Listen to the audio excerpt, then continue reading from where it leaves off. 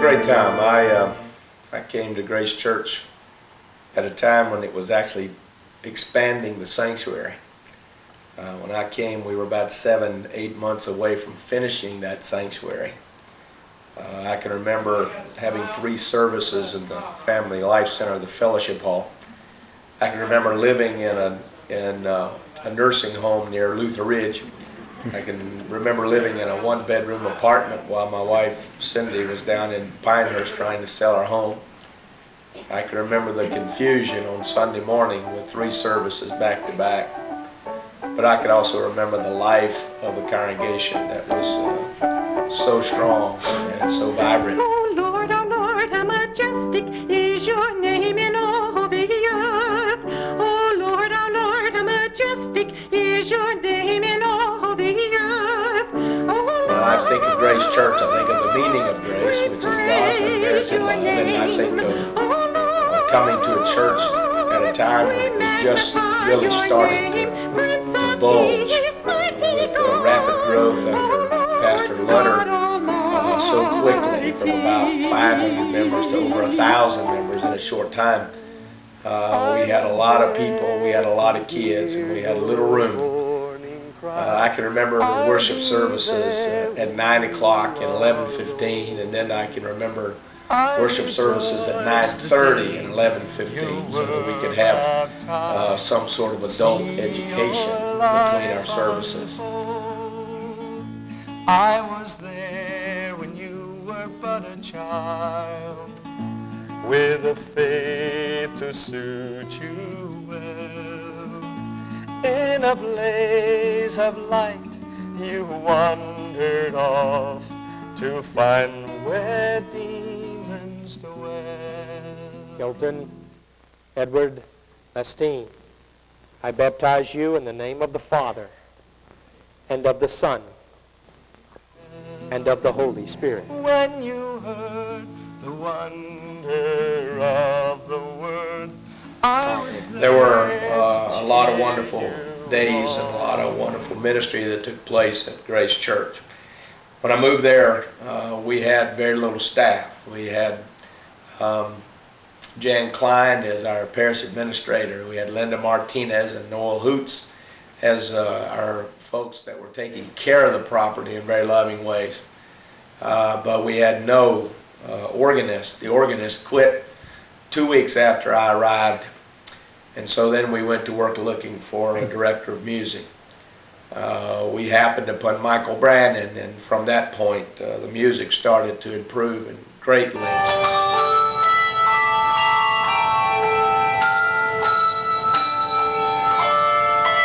And then we added Sue Filson to do work with youth.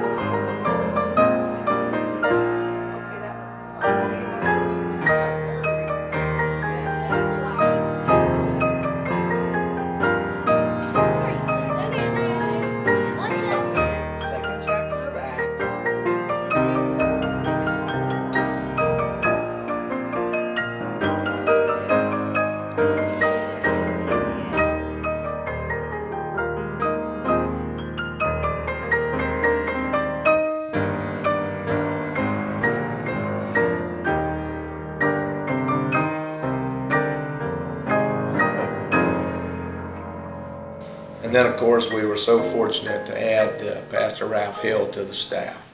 One of the first things that comes to my mind is the sense of family that we experienced when we came to Grace. Getting to know a lot of people in a short amount of time back in 1994, and realizing how strong those relationships would be over the years. And even now, since we've been away 4 years, how strong those bonds and those memories still continue to carry us. You know, 90 years ago, God's Spirit gathered the people of this church together. I believe there were 15 people communed that first year that the Grace decided to get together as a church. And it took shape. The coming together of a people of God to decide to have a witness here in this town of Hendersonville took shape. And year after year, and decade after decade, the shaping continued. God's Spirit continued to guide and guard the work and the ministry that has grown here, that has morphed here, because you build on foundation after foundation. And this church, as a result, has become not only a ministry to the people that are part of this church, but also to the community. One of the taglines we used to use was, it's a beacon to the community, to shine God's light into this place. And with Christ's help, it took unknown shapes sometimes. We didn't know what the building was going to look like. We didn't know what the roof was going to look like. We didn't know what the parking lot was going to look like. But you took a step. You were drawn to God and tried to take that next step. And it took the unknown shape of certain pastors, certain buildings, certain people, certain ministries that were a little bit different. And I think it's a daunting thing to have to go through in human terms. You know, pastor searches. Wow, that's kind of interesting. Mortgages. How about that? Stewardship. Mission trips.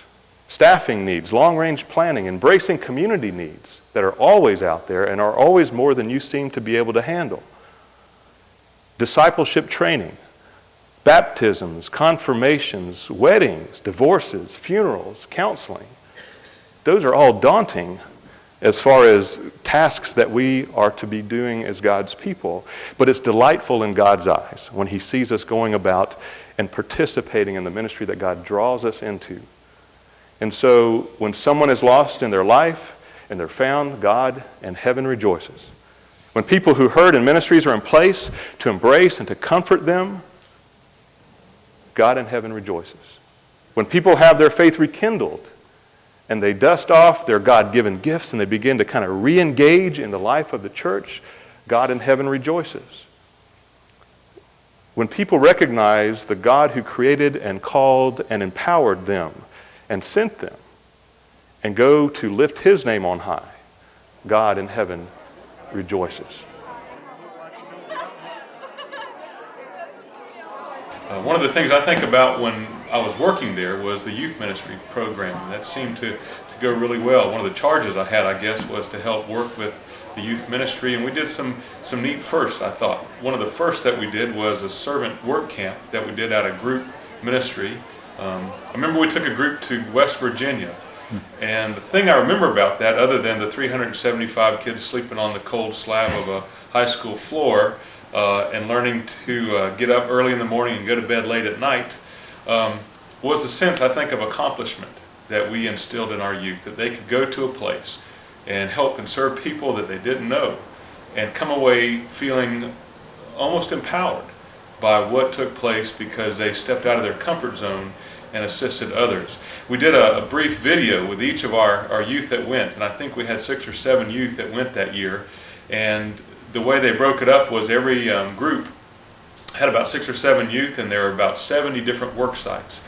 And I asked, on the day that we left, we went back and visited each of our youth's work site, and it was mostly a house that they had been working on, and I asked each of our youth to stand in front of the house and give just a couple of things to tell on the camera, kind of like we're doing here, to share about what they did. And then at the end, or at the beginning and the end, I would ask them to say, "This is my house."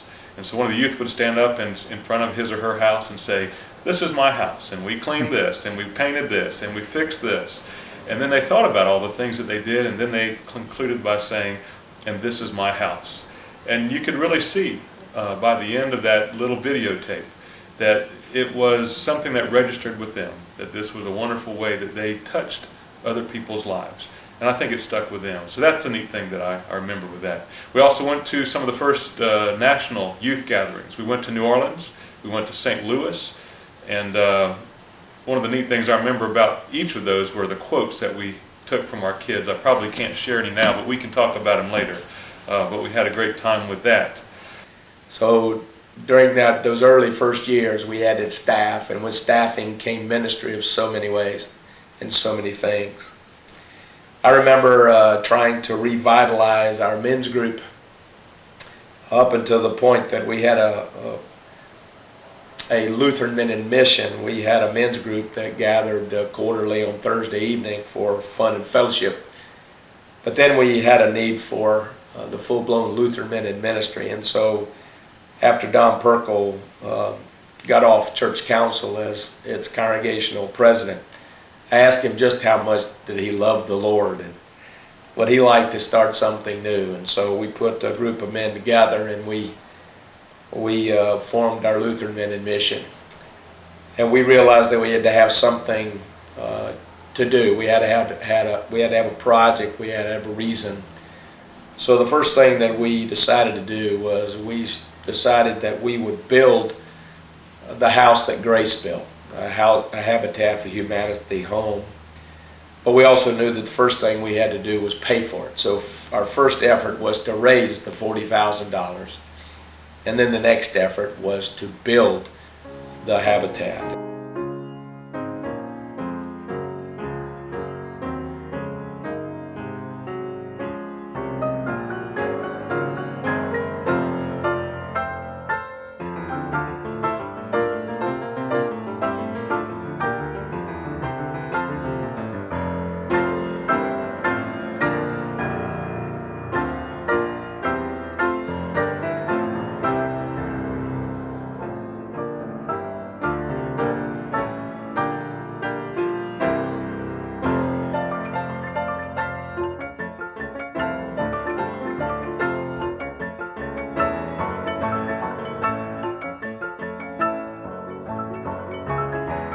I remember during December having a dedication of the house that Grace built, and then to have other churches in the community challenged to do what Grace Church had done.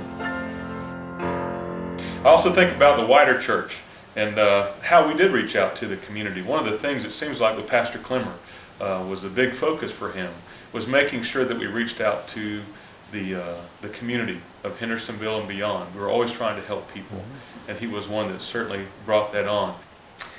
I think of Grace Church as being someone who, as a church, that would give continuously of itself.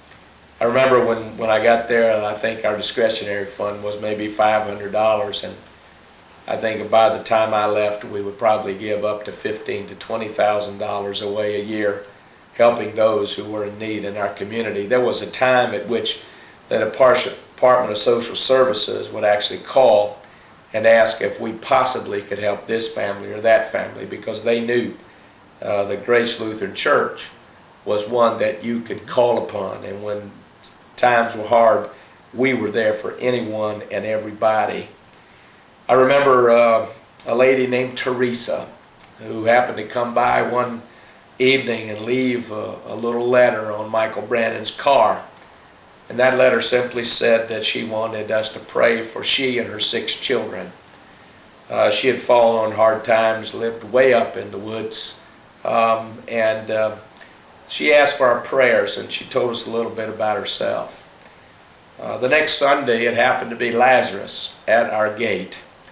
And at the end of the sermon, I said, let me read something to you. And I read the letter to the congregation, and I said, if this is true, then we will do what we can to help this lady and her family. And luckily, we had several people agree to go with me, and we looked at the facilities. And Howard Heidemann said, yes, she needs a new roof. And others said, yes, she needs this, and yes, she needs that.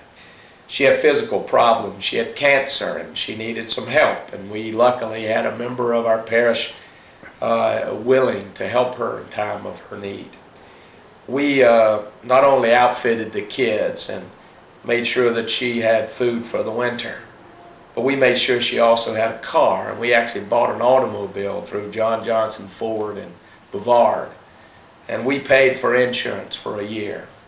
And we made sure that she had what she needed, and we actually changed her life. Now to me, that's what grace is all about. God's unmerited love, giving, expecting nothing in return. And that's what happened a lot at Grace Lutheran Church over the years that I was there. Can't forget the adoptive families that we did at Christmas Eve. One year we started out and we just said, let's do 25. And we had 25 families, not really thinking what it must take to deliver all that stuff to 25 families.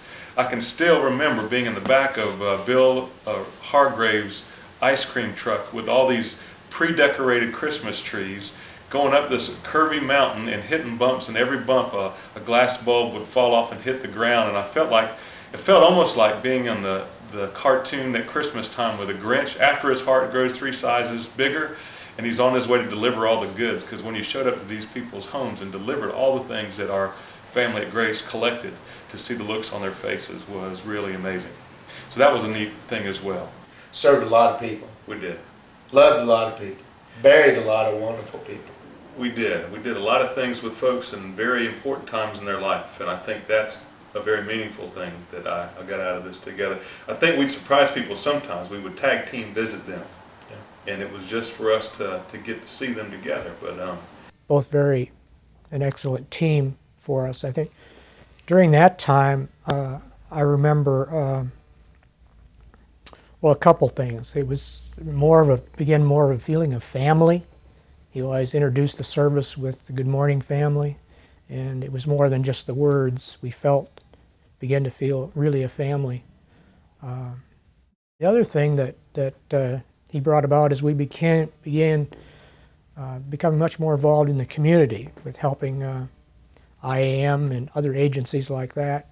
Became really a major player of the churches in Hendersonville in our benevolence to the community, and something that made us feel really proud. We were sorry when Pastor Clemmer and Pastor Hill both left. Pastor Ed Thomas was only here for a short time, but I personally saw a lot of positive things come out of that. The small group ministry, the purpose-driven life, Stephen ministry. He was all instrumental in all those things beginning. From a personal standpoint, a real I experienced a lot of spiritual growth during that time. We've got about 17 active Stephen ministers now.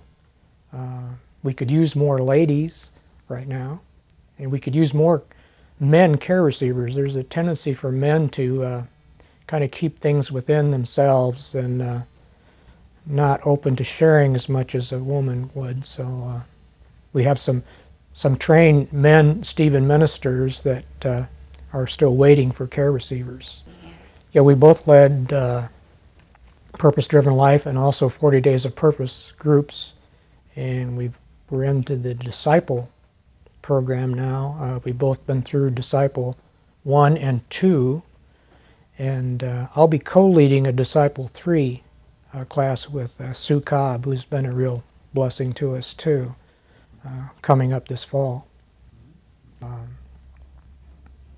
Now it looks like we've got another set of good people in here, and I'm looking forward to continue growth here in Christ and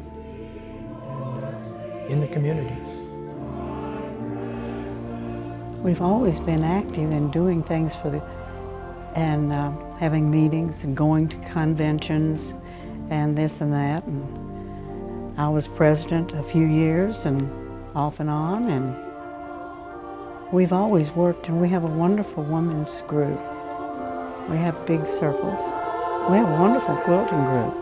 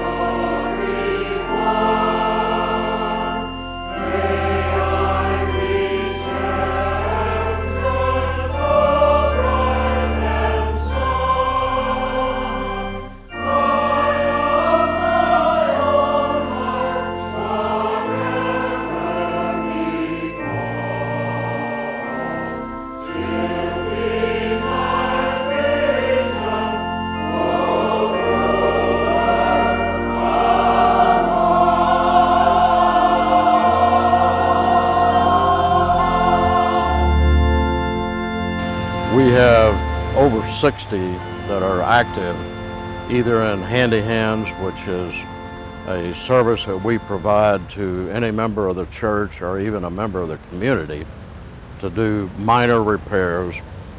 We've been involved in a lot of habitat and Homemade, which is now a housing authority.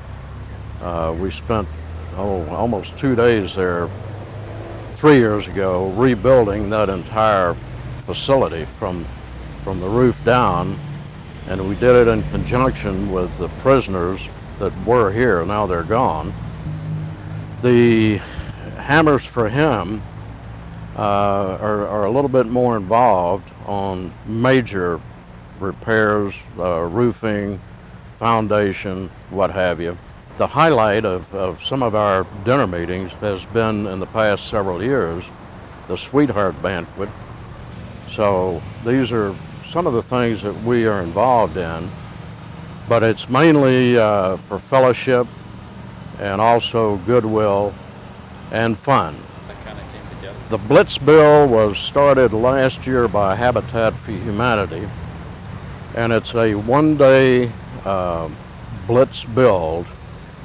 All the walls and roofing are prefabricated at Habitat's shop, delivered to the scene. The foundation is there, the subflooring is there, and the idea is for the workers to put up the walls and put the roof and weather it in. So you've got doors, windows, walls, siding, everything, and then the only thing Habitat has to do is bring their inside crew in for plumbing and electrical. And we just did one with 62 volunteers out at Huey Knolls a month or so ago, and we had a great fellowship there. Next year we hope to do another house that Grace built from the bottom up, and we're looking forward to that. I think probably the most amazing thing are the interim pastors that we have had, the Magnificent Seven. And I have never seen anything like that in my entire life, and it was just, I mean, we were blessed, truly blessed to have them. Yes, this is the end of the interim, and we are at another point in transition. And if you've noticed, I've been smiling a great deal. It's so much so it's almost planted on my face. My days at Grace began as your visitation pastor August 2002, and now culminate in 18 months of interim ministry, which I've had the privilege of leading along with my colleagues, as well as the responsibility.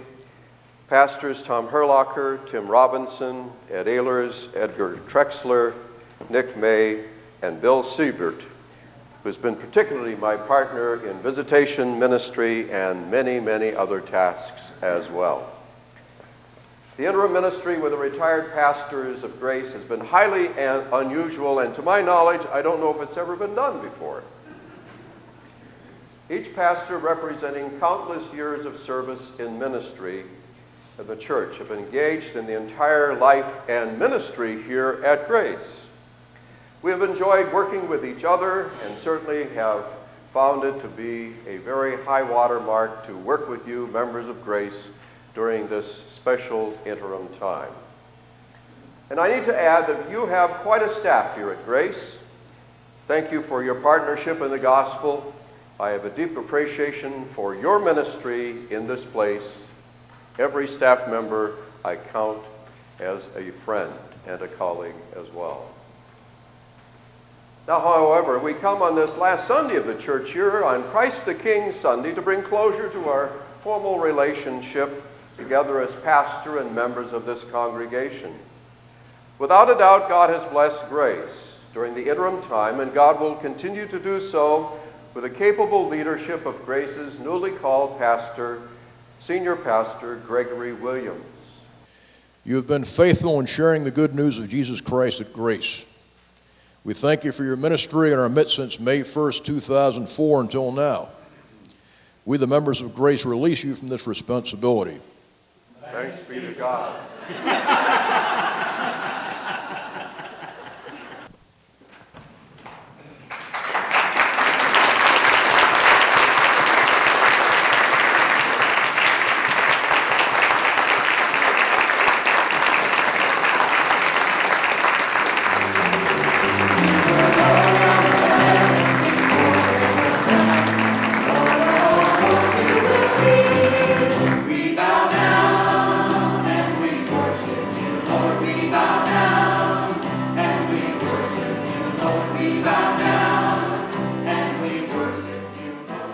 Well, we were fortunate in that Pastor Tom Casson was here when we first got started, and he got the music and musicians, singers together.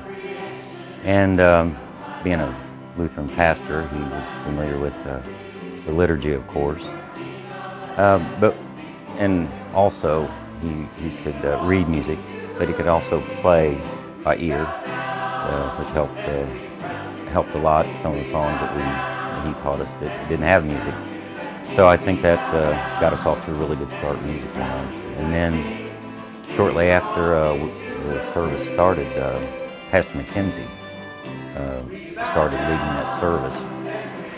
And I think that both of those two really got us off to a good start and gave the contemporary service the credibility I think it needed to get off to a good start. To be quite honest, with all the wonderful equipment we have up there in the contemporary area, the personal monitors and all, and we're a little bit separated from the congregation, but when I can hear the congregation sing louder than we are, that's a highlight.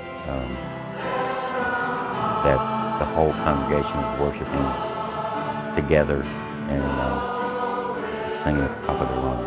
That's a highlight.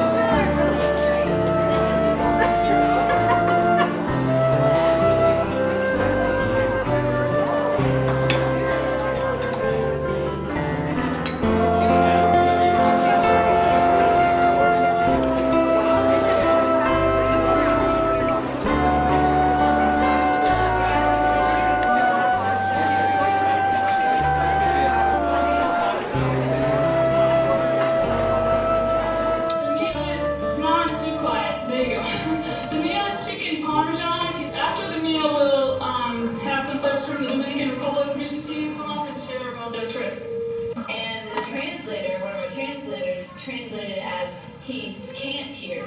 So here I am driving this possibly deaf kid around, like laughing in his face. I'm like, come here. Like, I'm sure everywhere he's going. And we actually went in and talked to people, went to their houses, and y hasta la fecha sigo trabajando. Tengo un daycare en mi casa y amo a los niños, y en especial a estos niños con los que fuimos, porque vimos como ellos también. The highlights of our trip was to see all of these people and a team sharing these opportunities, and especially the young people from our church who went to this trip. I danced in the morning when the world just begun. I danced in the moon and the stars and the sun. I came down from heaven and I danced on the earth. That Bethlehem I had my birth. Dance, dance, wherever you may be. I am the Lord of the dance, said he, and I'll lead you all wherever you may be, and I'll lead you all in the dance, said he.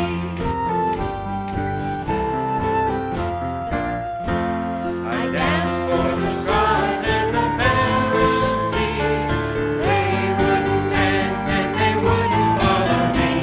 I danced for the fishermen, James and John.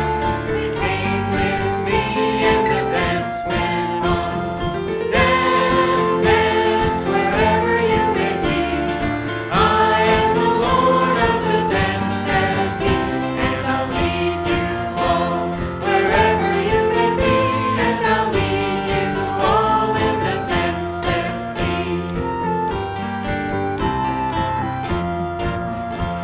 I danced on the Sabbath and I healed the lame. The holy people said it was a shame. They whipped and they stripped and they hung me high. They left me there on the cross to die. Dance, dance, wherever you may be. I am the Lord of the dance, said he, and I'll lead you all wherever you may be, and I'll lead you all in the dance, said he.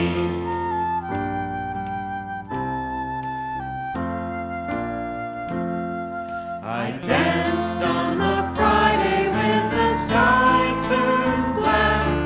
It's hard to dance with the devil on your back. They buried my body and they thought I was gone. But I am the dance and I still go on. Dance, dance, wherever you may be. I am the Lord of the dance, said he, and I'll lead you all wherever you may be, and I'll lead you all in the dance, said he. They cut me down and I leaped up high. I am the life that will never, never die. I'll live in you if you live in me. I am the Lord of the dance, said he. Dance, dance, wherever you may be. I am the Lord of the dance, said he, and I'll lead you all wherever you may be, and I'll lead you all in the dance, said he.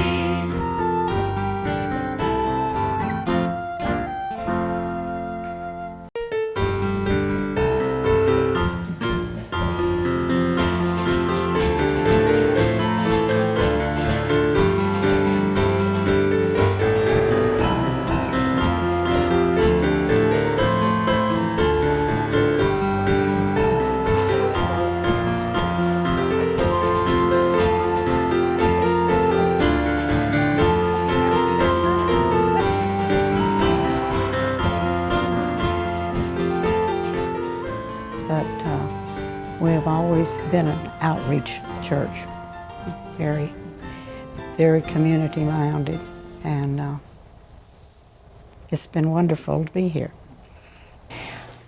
When we were looking for a church home here in Hendersonville in the late 70s, we visited a lot of churches, and Grace Lutheran was the one church where everybody was just very welcoming. They'd come out and greet you and talk to you and want to know where you were from and why you were here, and just they were very welcoming, and we remembered that. And when we decided to join, it turned out to be Grace Lutheran, and we've been here almost 30 years now, and it's been wonderful for us. I can't say enough about it. So. She dashes back to tell Peter and the disciple whom Jesus loved. They've taken the Lord, and we don't know where they've laid him.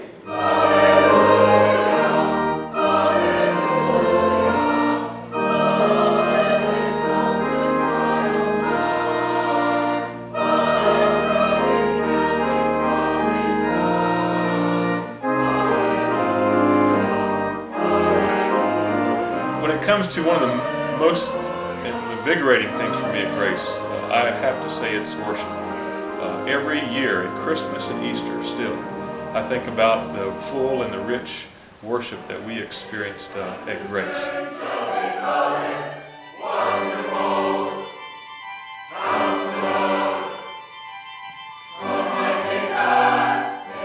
Beautiful music, choirs, and just the wonderful way that we came together as a people of God to worship God. I think those are things I'll always take with me as well. Well, I think back of those 16 that started the church and think about their dreams. And if they could see the church today, I'm sure they'd be as proud of it as I am. It reaches out so far into the community and the world and everything.